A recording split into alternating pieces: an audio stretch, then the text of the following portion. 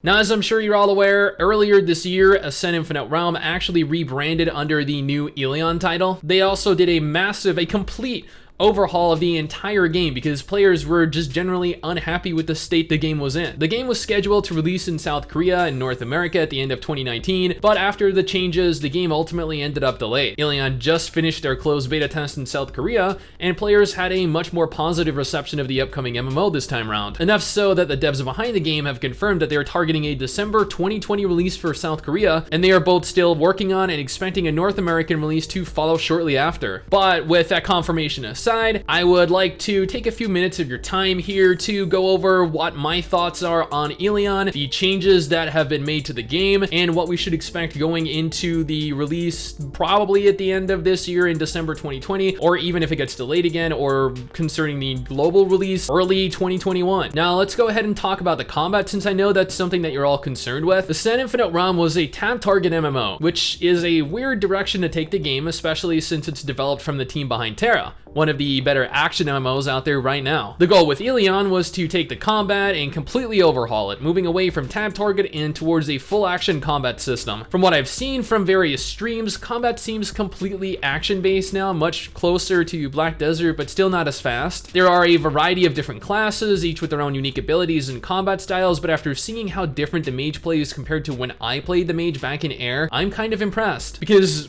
right, I actually forgot to preface this at the beginning of the video, but Mrs. Sticks and I actually played the South Korean and the Thai version of Ascent Infinite Realm when it was closed beta, I think, at the time. And while she did enjoy herself, I did not. And I actually have 2 or 3 videos up for Air on the channel if you want to go ahead and look at those videos in specific and see what the game looked like when it was still Air. While combat is definitely important though, one thing I recall in Air was that it had a very strong focus on storytelling. Everywhere you went, everything you did was due to the main story, and MMOs that have a strong narrative end up doing better than those that don't. Elyon, from what I can tell, still has a focus on the main story, but it also provides various other types of content to engage with while progressing. You have region quests specific to the region you're in, with quests actually going as far as opening up entirely new regions altogether, and world quests that function kinda like fates in Final Fantasy XIV. There are also functional dungeons and raids, but I never saw anyone actually participate in either, unfortunately. One thing I did notice though, while Air players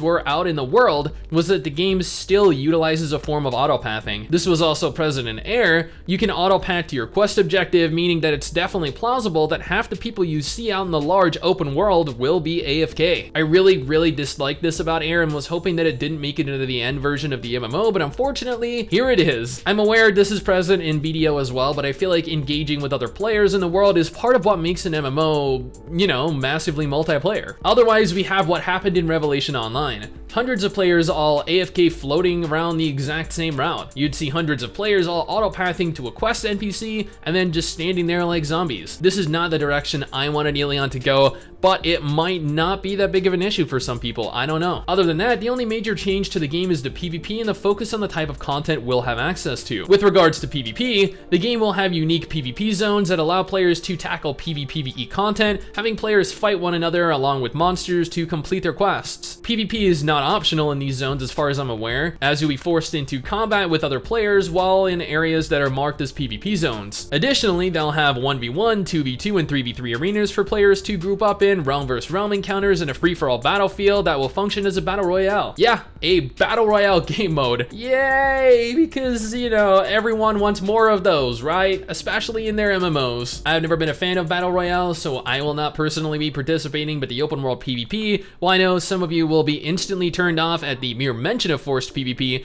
is something that I still personally look forward to engaging in. As for the type of content, initially Air was going to be an MMORPG that took place predominantly within the sky. You'd move from floating island to floating island, exploring an enormous open world, mostly atop your flying mount of choice, with the land housing content but the focus being in the skies. Elyon will take place down on the ground, with little content being available in the air. They stated that the reason behind this is in order for users to collide naturally, the degree of freedom in the sky sky must be reduced. We'll still have plenty of opportunities to engage players in PvP in the sky though, and there will be plenty of PvE content that takes us into the air as well, but it will just no longer be the main focus of the game. Honestly, I am still very excited for Elyon. It has shown substantial improvements in a variety of different areas that I was initially concerned with. Combat is no longer tab target and is a much faster, much smoother action combat. Performance has been improved. The game world is more grounded and there's less of a focus on randomly flying around. Granted, the autopathing will always be an issue for me as I don't think it should ever exist, but I mean, hey, what can you do? The focus on the story, the Fate-inspired world quests, the dungeons, and the raids, which have been shown off in gameplay trailers, it all looks really, really promising. I